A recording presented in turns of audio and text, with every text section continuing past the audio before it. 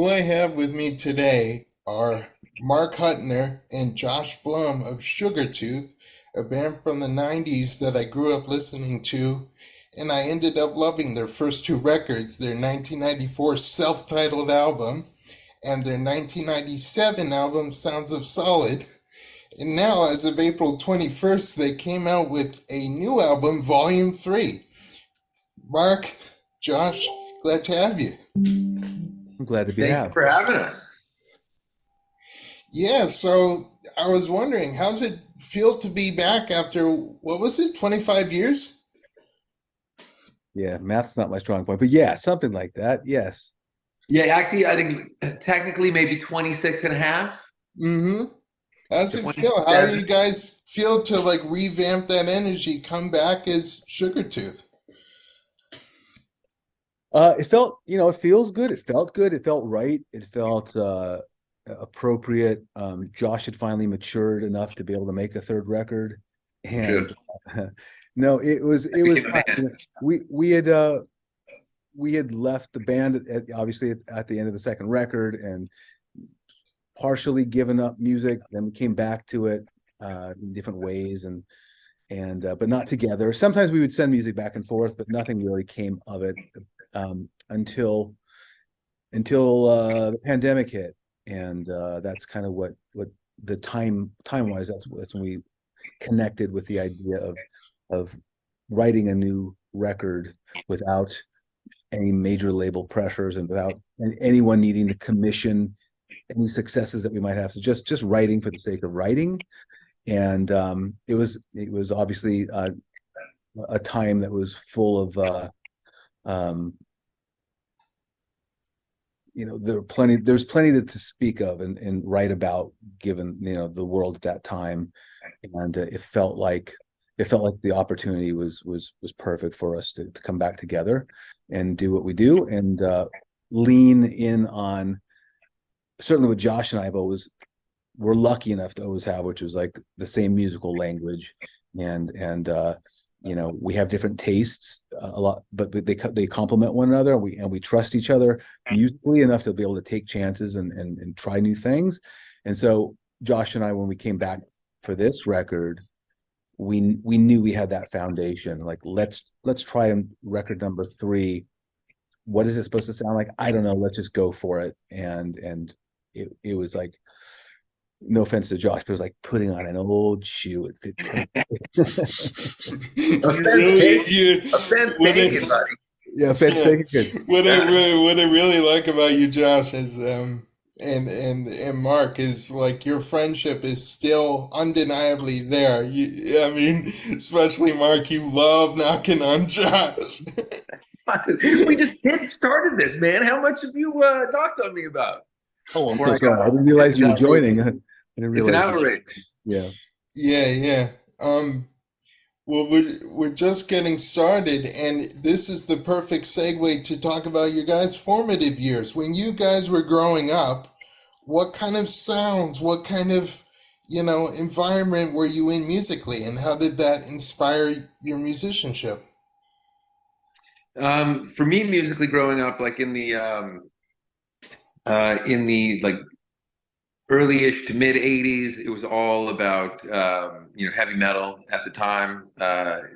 Dio, Black Sabbath, Judas Priest, Iron Maiden, AC/DC. Um, uh, Definitely those bands. And then I started getting into a little more like glammy type stuff, Hanoi Rocks, and then more punky stuff. I see you smirking over there, Mark. I just The Johnny Thunders, New York Dolls, and then the Clash, and so it was all of those things sort of informed my songwriting. I grew up in Mark and I both obviously grew up in Los Angeles, and I was about a mile from this club, the Troubadour, there. So I used to be able to go and see, since I was 13, I started going to shows at the Troubadour, and so Legendary club. legendary club. So the second show I saw there was a Slayer show when I was 13, and yeah, it was just insane. So that stuff definitely changed the way I thought about music and the way I wrote. How about you, Mark? What did you grow up with? I was sort of split between new wave, uh, new wave punk, early punk, and hard rock. So I was literally, there was a time when I was, I don't know, sixth or seventh grade, where my favorite bands were Adam and the Ants and AC/DC. But as I got into like the more teenage years, approaching when Josh and I had met, I had sort of pivoted a little more towards the hard rock and less so towards the new wave stuff. And I was certainly into Grand Funk Railroad. what do you say? Grand Funk Railroad. Grand Funk Railroad, Humble Pie, I was Black Sabbath and all that was certainly on my turntable at the time. And so I thought that and the other guys in the band at the time, Joey, our drummer, he loved metal, he loved punk, he came from the punk world as a drummer in a band called Wasted Youth, and our other two guitar players were SST Records influenced, and Dave Fortman is probably more metal, I'm gonna guess. So we all had different influences, but which I think was great. We didn't want the same mind, and we could pull from the different influences, but it all sort of met in the middle in some way. The hard rock. I see. So, like, when you two came together, did you kind of know each other more as musicians or as friends? When we first met, we just knew each other as musicians. We hadn't our bands had played together. Mark was in a band called Hard Comfort, and I was in a band called She Died. And just to clarify, there's 3 dots after that. She died. ... And just to clarify, Hard Comfort. Yes, it's a terrible name. Yes, I'm aware of that. And it was hard. And it was a hard name. But yet it was comfortable. I mean, there was like an old shoe, like an old shoe. Like an old shoe, exactly. So our connection was we were in the same scene. We played together. We hadn't officially met. My twin brother was dating a girl that happened to date Mark previously, and she suggested we were looking for, when my band She Died, which was essentially Sugartooth without Mark. When we were looking for a new singer, she recommended Mark and kind of facilitated that. So we auditioned a bunch of people, but Mark just like that old shoe, he just fit like that old shoe once again. Next record's going to be called The Old Shoe. Yeah, and it's kind of a testament to your friendship, like I was saying, how close you guys are. And branching off of that, when you formed Sugartooth, what year was that? It was 1990 when we came together, just about 1991. Mm-hmm. And then when you did your first EP, We're Really Good, was that like a statement you were telling yourselves, or did people tell you guys you were really good? No, I think it was just a ridiculous, like, what do you call this thing? Like, well, how will people, what will get people to want to listen to it? It was very tongue in cheek. Yeah, we were priming people to let them know, this is not going to be a waste of your time. We're really good. Yeah. Just, it's just the way it is. And yeah, and speaking more on the pre-Geffen days, if you will, the whole Revolution Records, how did that come about? We were, at the time, we were being courted by a bunch of labels. The demo had been sent around and labels were flying out. We were doing showcases, or they would see us live, and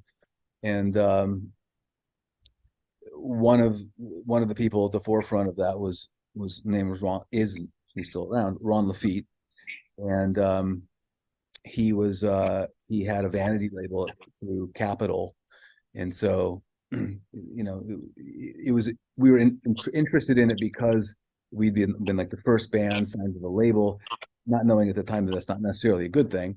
But it was through the Capitol system, and that felt good because the Beatles were on Capitol, um, and all that. And he was a manager at Megadeth, and he had connections with Ozzy, and it just seemed like a good fit at the time. So that's why we signed with Revolution Records. Okay, so to clarify, Revolution Records was a subsidiary of Capitol because I saw when it came to your major label self-titled album, you had initially put out a cassette for Capitol, right? Well, that was the We Are Really Good tape, I believe. Yeah, yeah, and I saw yeah, and I saw also there was a cassette of the self-titled album that Oh, was intended for Capitol as well. oh yes, yeah. We actually recorded that record for Capitol. Mark, you want to take over this? You might remember the story Yeah, better. Yeah, because I was trying to get right the transition between Capitol and then Geffen. yeah. So we made the record. We were going to go. We went out to Cannon Falls, Minnesota, to a studio, Pachyderm, which is legendary, and PJ Harvey and Nirvana and all the bands that we loved at the contemporary bands at the time had recorded there. So we went out there and we thought we were going to get someone like Butch Vig, who had done Nirvana. And we didn't. We got Butch Vig's engineer, and we recorded the record, and it was just not right. We came back. We didn't like it. Label didn't like it. We re-recorded the record in LA with us and one of our managers at the time producing it. So it was very in-house. We made the record, delivered it to Geffen. Geffen then had a change of president. So the president that had been there when we... You mean Capitol? Sorry, Capitol had left. And Gary Gersh, who was an A&R at Geffen, came over, was the president of Capitol, didn't like the record, dropped us. We took the record as is, moved it over to Geffen, who signed it as is, and put it out. So the record that we made for Capitol just got moved to a different label and was put out through Geffen. Yeah, wow. So that's an interesting transition. So as far as the team that you worked with to put out the self-titled album, how was that for you in terms of getting that sound? Because it really kind of hits you in the ass and the nuts in every part of your body, like right from the get-go. Yeah, it was just, I mean, it was essentially us live in a room, running through it, and then, doing some guitar and vocal overdubs afterwards. So it was very much just the way we would sound, if you were in the room with us playing. And then the guys also that we had mix it did a nice job, right? Yeah. Yeah. Yeah, they were like a production duo, weren't they? They were. Thompson Barbiero, or Barbiero Thompson, I don't remember how the order goes, but they had mixed one of our favorite records at that time, Soundgarden, Louder Than Love. And a word? Yeah. You didn't know that? Oh, you did, you just don't remember. So I think they were connected with somehow we got in through connected to them, and they were willing to.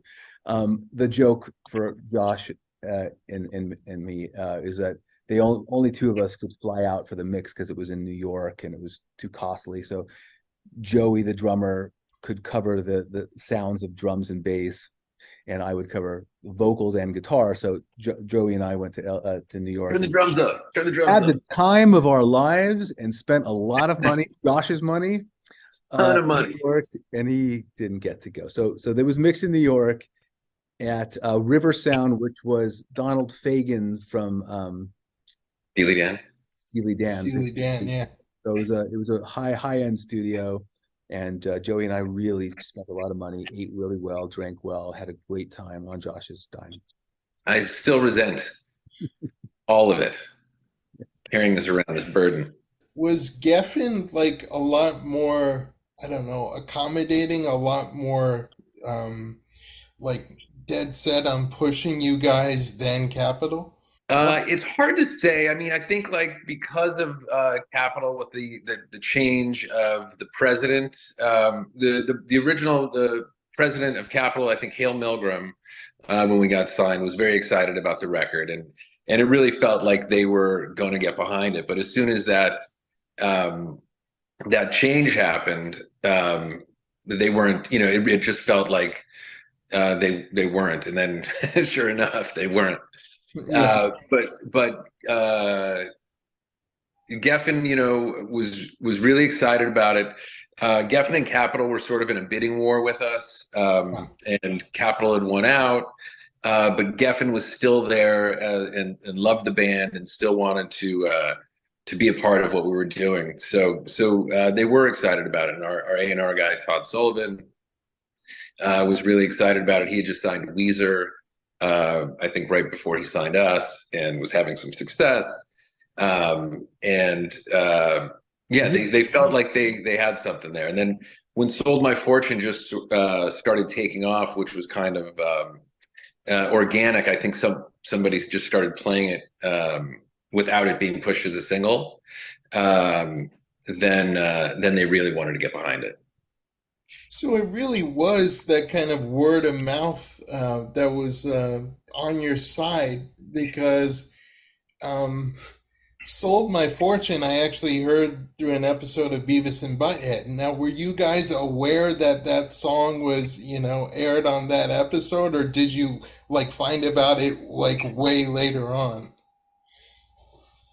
I don't remember how it came about, but we were aware. I remember because I remember the day it happened. My sister was living in Michigan and had seen it air, I think, before I had. So we knew the episode. We didn't know if it was going to be good or bad.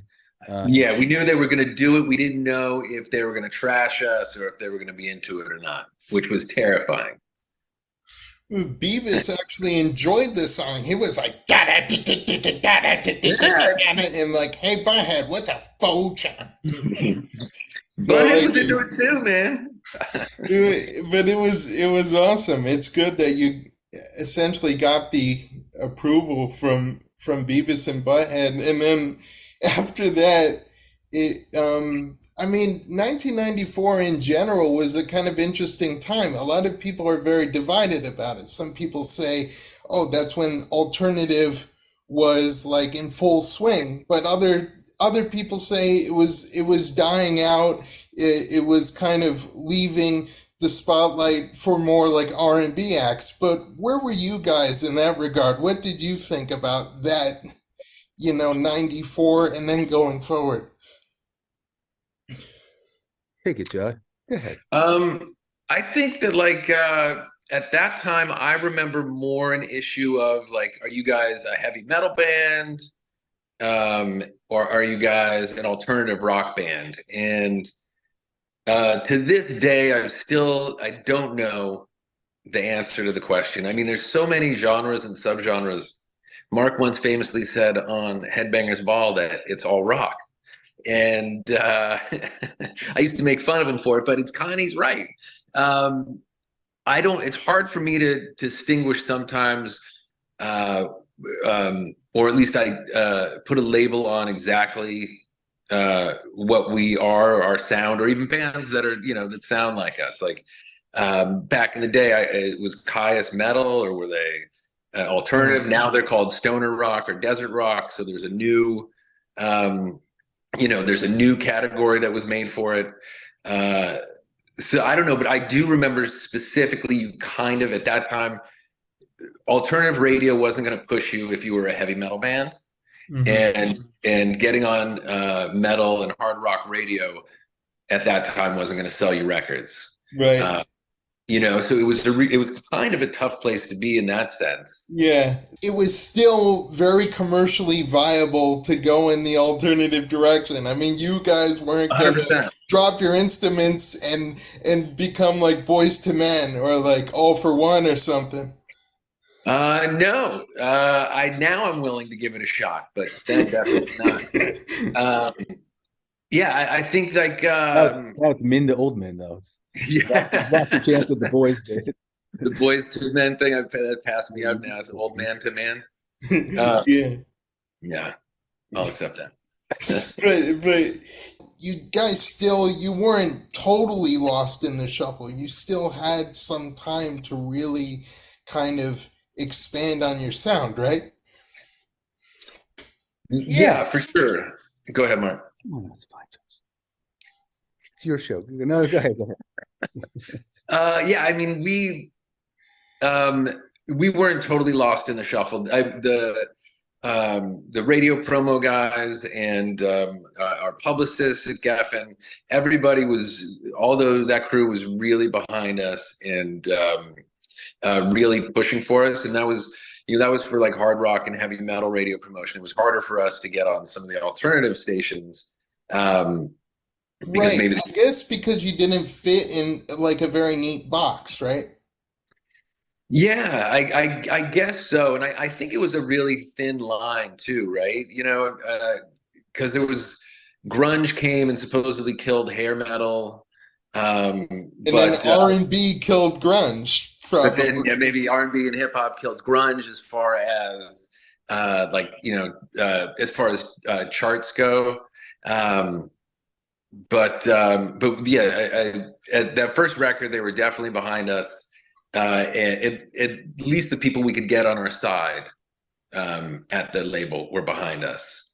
Like the guys that promote to alternative radio were different than the guys that promote to hard rock radio. So we couldn't necessarily get the guys in alternative radio to get on our side, but we definitely had the people that were championing us were championing us pretty well. Right. It's hard to say championing, isn't it? Championing. I was it championing. Yeah, it's definitely hard. I don't think I said it once correctly. Oh man. When it comes to the follow-up album you had, Sounds of Solid in 1997, I was telling Mark off screen that that was actually my introduction to you guys. I've heard Sold My Fortune, but when the internet was still kind of new, like a site that I was on, Horizons Music, only had Sounds of Solid. So I was like, I'll give this a shot. And I, again, I told him like both records resonated with me equally. I didn't have that initial bias of, oh, they got to stay heavy or else I won't like them anymore. So, Yeah. can you tell me about Sounds of Solid and really like branching out, experimental wise? I mean, you collaborated with Dust Brothers too, right? Yeah, I mean the originals when we were originally writing that record, it was most of it was pretty heavy, and but Mark and I at the time were listening to a lot of different things. We were listening to Portishead and Tricky and a variety of things that were sort of loop and sample based, and we really wanted to explore that style of music and that style of recording too. Like the idea of, uh, uh, if you're using samples, pretty much every sound is going to be different going from, verse to chorus or, you know what I mean? Since you're taking from two or more different sources, there's never like a continuity of sound. And so I think we were interested in trying to do that with heavier music as well. Um, and the Dust Brothers were a perfect fit for that. And Mark, you might be able to expound on that more. I might be able to, but I You might. won't. We'll see about Um, that. I'm sorry, I'm moving around a lot. Yeah, no, I think we were when we came home from touring the first record, our drummer Joey had left to join Danzig, and Josh and I were in a position of we didn't have a drummer, but we needed to write songs for the next record, and we wanted to move quickly to capitalize on any sort of momentum that we had at the label. So we used a drum machine as the tool to songwrite. And so that combined with kind of what Josh was saying, we were listening to the Beastie Boys and we were listening to Portishead and all that, and we found ourselves writing to a machine. We started thinking, well, we're not going to be able to replicate the first record, even if we wanted to, because our drummer's gone and all that. And why don't we sort of embrace this idea, this sort of direction that it's kind of heading anyways. So we had met with the Dust Brothers, who had what was the band they did? Lifter, or so they'd done like one rock band. Did they? Prior to us, but it was them just recording a band, and I don't think it was so great.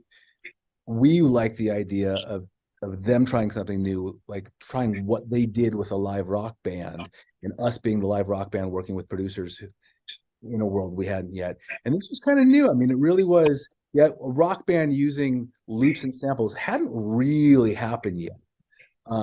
We were sort of kind of, if I do say so myself, sort of at the forefront of that. And so the Dust Brothers, they think there was a misunderstanding at first too. I think they thought we were just going to record ourselves as a live band, and they were going to tell us how to produce it. Like kind of remix you kind of in that way, right? Like a Sugartooth remix album. They like, we wanted to make Paul's Boutique, and they kind of wanted to make a Grand Funk Railroad record. Mm-hmm. All right. But so it was later after sort of the record, the basic tracks were recorded, that we realized there was a miscommunication. Like, no, we were looking for this out of you. Oh shit. So they kind of went back, and there are some samples used, not a lot, but some, but then we worked really hard at like transforming some of the drums so that they sounded like sample or loops. And what we did do intentionally was a bunch of different amplifiers and guitars, so that from verse to chorus there was often a different guitar and amp, so that there was sonically like there would be on a Beastie Boys record, something like separations, so it sounds like different things. It was a really interesting experiment for, I think, all four of us, meaning two Dust Brothers and two teeth. Yeah, two teeth of the Sugartooth beast. Yeah, it really is, especially that being my introduction to you guys. It really is an eclectic album. I don't mean to sound cliche, but just from, and you mentioned samples too, and I was curious because when I looked at Sounds of Solid when it just got onto Spotify, and I haven't touched that record, haven't heard it in years, I just got back to it. There's actually a sample in Club Foot that isn't present in the intro in my copy of Sounds of Solid. So, like, did it depend on which CD you actually got? That, I think, was, yes, it did. That was, you must have had the clean version. Yeah. And then the version with the Rudy Ray Moore sample in Club Foot, because he's cursing on it, it was, it had the parental sticker on it, parental warning sticker. Oh, it does. Yeah, so they had to make, I think at the time, I don't know if it's still that way, I think like to get into Walmart, you need clean versions. Right. So that's what that was. That's why there's two. Yeah, the song was certainly written and recorded without that. And I think that came in, like they were just kind of fucking around with a turntable. And when we heard that, we're like, it filled in the spaces beautifully. But we had no intention of that being in the song. Yeah, and I think that they didn't either. I think that they were just messing around, like trying to make us laugh, and then it just became part of the song. Yeah, and I like the pacing of it though. I like how Club Foot, turns out, and my favorite track of all time on Sounds of Solid is Booty Street. Now, was that the first single that you put out for Sounds of Solid? I think so. Yes. Yeah. That's such an awesome. It's so, I guess you'd call it like radio friendly. Like I come back to it. I think I remember seeing a blog where like Josh was like interacting with a fan, and he was telling him like, go to your local station and request Booty Street. Probably. Always self-promoting. Okay, man, call your radio station. Tell them about me. You're really good. when it comes You're to really good. yeah, when it comes to how you guys were promoting yourselves with the first record versus with the second record, I mean, what was the overall response from fans comparatively with your first record and then comparing that to the second record? Oh, good question. I mean, I don't know if I can answer that one like well. It I felt like remember getting a lot of grief for the second record. to you. Yeah. Um, and one thing, like when we put out volume three, I was pleasantly surprised by how many people contacted us and letting us know that The Sounds of Solid was like their Sugartooth record. Because, a lot of stuff was, oh my God, this is a different band. A lot of comments where this is a different band. This is how come they're not as heavy as they were? Why is there scratching on some of these songs? So there was. I remember a bit of a pushback from some hardcore fans in the beginning of that, and even looking online now at some comments. You find a lot of that same thing, like, oh, the second record's not as good, they sold out, or it's just it's not as heavy. But then some people are saying, I went back and listened to it again, and it's actually a good record, and I just wasn't in the headspace for it at the time. Right, So for the record, I think it's important to state that Josh sold out. I didn't. yeah, no, I sold out. Like Um, Mark would never do anything like that. I'm not. I can't be bought. You know. Unless yeah, you send New York to New York to and make the. then volume three, I guess, is like giving fans or giving, I guess, the hardcore fans what they expect from Sugartooth. In some ways, it really is kind of a return to fine form. And you worked with Alan Johannes, who I recognize from 11. I mean, was he just one of the guys who you knew based on your experience with bands, long ago? Well, we've always known who he was, Mhm. and had met him throughout the years through Joey, our old drummer, who is really good friends with Alan. Um, Because they were in they Queens. in Queens of the Stone Age together. Excuse me, sorry. um, so they were in Queens of the Stone Age together, and have done a lot of things. That was my daughter I was going to throwing. say it's Josh still lives at home, so his mom will come in every day. That was my mom throwing things at me. So anyway, so I'd met Alan before, but we didn't know him as a musician when we were active. And Joey originally was going to play drums on this record. He couldn't because of scheduling, but he, from the get-go, was like, you got to get Alan to produce this thing. We had already had plans on how we were going to produce it. We had a friend of ours that was going to record it with us. So we stuck with that, but then contacted Alan to mix it. And so glad that we did. He brought so much to it. His musicality, his ear, just his abilities are really phenomenal. And you really have gotten your approach kind of down pat. Each song, and this includes Sounds of Solid, in the self-titled debut album and Volume 3, each of those three albums has like a banger of a first track. I mean, and on this new album, it's of equally high regard because when you go into like I've been what you've become, the way it just hits you, and I saw a bunch of like fan comments on YouTube, looking at like the music video and like they all of their sentiments were like I'm just so glad these guys are back. Like, and I've missed you guys too. I've been waiting for that third album, but I'm Sorry glad it took it's so here, long. guys. Yeah, yeah.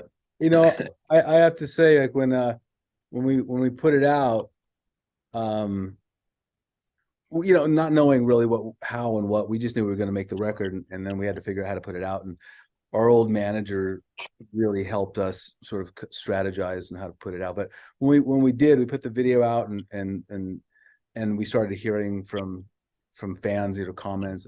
I got really emotional. Like, it was really, I don't know, it was just not knowing if there was anybody that would listen. To, we were really just kind of making the record for ourselves, hoping that we'd still had fans. But like, to hear and see and read that what we do and did connected with people in the way like that as a fan music affects me, and knowing how valuable that is as a listener, to know that Josh and I are responsible for that impact on other people was really, really powerful.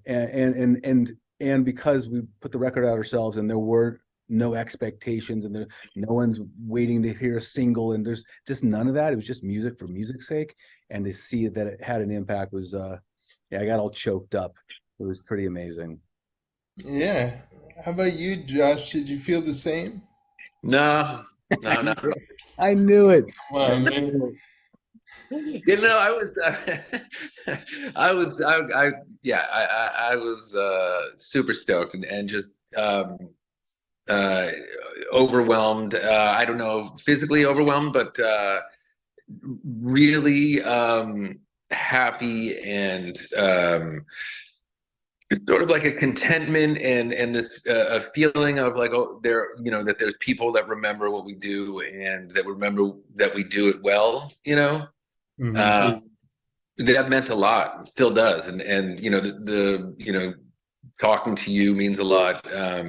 Hearing from fans, it's just it's been really fantastic to reconnect to music, and the community that music can achieve. It's just been a really special time. Yeah, and as far as like putting this album out, was it more like you are you like against kind of being on an indie label, or you just feel that right now putting this album out yourselves, you've earned and gathered a lot of the knowledge and a lot of the people that you have in your corner that you feel like it's good enough just to kind of manage yourselves in that regard. I don't think we had anything against an indie putting us out. I just don't think Yeah, yeah. it didn't. It just didn't. Nobody stepped up. Or we No, didn't really. We didn't really solicit it. I think we just wanted to, like, we didn't want to be delayed and like, well, shopping, and what if no one like just, we have a record, let's just put it out. But I think we haven't really talked about it. But if a label offered to put out the fourth record, I think we would explore it. I'm guessing. Mm-hmm. yeah. And that's really cool. So it really is depending on like the circumstances and what you're able to do at that moment, right? Yeah, I think for Josh and I, definitely, when we discussed like what is the goal of this, and the goal is just simply for us as a band to have an outlet, a creative outlet, you know, with and a connection with the people that are our fans. And it's a different world now. We can have Zooms, and we can communicate, and they can shoot us messages, and we can respond. And you know, there are not millions of them, so it's a workable situation. But we just wanted to be able to always have an outlet. If we want to put a record out tomorrow or a single out, let's just do it. And we have the mechanisms now in place to do so. That's really all this was about. And we would love to play live. You know, we're still figuring out the drummer situation. And we probably will, and we'll play some live, strategic live shows, probably LA, New York-ish, something like that. But yeah, we're not going out to conquer the world, or to try to, or to go on a massive tour. We're just doing this because it's, you know, it's in our genes, and it feels good to do this. Mm-hmm. And I'm available for massive tours if anybody needs. nice. Man. And I'm not wearing any jeans. Yeah. And it really is really cool. I like the similar direction that it goes in, whether it's coincidental or intentional. Like both Volume 3 and Sounds of Solid have periods where you guys um, kind of cool down and go in like more experimental directions. Like when I was hearing in Salt and Sea, like Josh has like a lot of wiggle room as far as like putting in that bass grooves, and that reminded me a little bit of what you did with Sounds of Solid with Otra Vez. Like really groovy kind of bass work. Yeah. It's really awesome, man. Thank you. Yeah, I think that a lot of like those songs in particular started off with bass grooves. It it sort of just depends on like how the songs come together, but the more we can experiment, the more um, I don't know, just the more we grow, and the more we grow as songwriters. And there were a lot of songs we recorded or wrote rather a lot of songs that were um, more experimental, and it felt too detached from Sugartooth, and at least in the sense of what we were hoping to accomplish with Volume 3. Mm-hmm. But want to revisit those songs, and maybe it was instrumentation, maybe it was the chorus or the structure or whatever. But just being able to allowing yourself to create without putting yourself in a box it helps so much as far as I'm concerned with creating and writing. But thank you, man. The bass does groove. Yeah, and as far as like what you guys have in the bag with the fourth album, how's that coming along? Are you guys like you have this album out, and while this is out doing its run, are you guys like actively working on the next one? I think by definition, yes, we are actively. We've got some ideas up on the iCloud, and we're, you know, sharing them. We have, and what did we write? Like 21 songs for this last record. So Yes. we probably have 10 or so strong-ish ideas to build off of if we want to. Um, yeah, I think we haven't really committed to like focusing on writing for the next one. I think Josh has more so than I have, but I'm getting around to it. Yeah, I've been working on new songs and new riff ideas, and I think I'm certainly actively working on the next record. Yeah, he's nothing without me. Considering what you guys have been through with your career and you know putting these three albums in perspective and everything, what have you guys learned about yourselves, not only as musicians, but as people? Uh, You can take it, Josh. Go ahead, go ahead. I realize that I'm a saint dealing with Marc Hutner. No, he just said I think for me realizing how much I missed music, how much I missed writing, how much I missed writing songs with Marc. We stayed close friends throughout the years, but and we would send each other songs sporadically throughout the years, but we would never really work on them with an end goal of putting something out. So revisiting this and doing this just makes me so appreciative of the creative relationship that we have, and also just sort of reigniting my own love with music and performing and the bass in general. Mm-hmm. And how about you, Mark? What have you learned about yourself? I learned, I obviously share the same thoughts and sentiments as Josh, and I think when he and I are writing and recording and in the studio, it's probably safe to say I'm probably never happier than in those times, like when I'm in the creative mode and I've got Josh as a partner to bounce ideas off of, like that's so important. And I guess I learned that as an artist, I don't know how everybody else feels, but I feel like I still have a lot to contribute. And I was very happy with, when a band waits 30 something years and they put out records in their 50s, usually it's not, if they were a hard rock band, usually it's not as angry or it's not as angsty, and it's lost a little bit of its edge and it's trying to be Kind more, of a vanity project, right? yeah. And I feel like this really didn't, it just doesn't. It's the opposite of that. This one, yeah, I felt like we honored the musicians and songwriters that we are and were, and with no pretense of trying to be something else. This is it. This is what the volume 3 is at the very core. What Josh and I do is Sugartooth, and I'm very proud of it. I'm proud of like who I became as a lyricist in my old age. And I guess that's what I learned. Mm-hmm. And lastly, anything you guys want to say to your fans, including me? Really good. We are really good. We're really good. I hope it doesn't.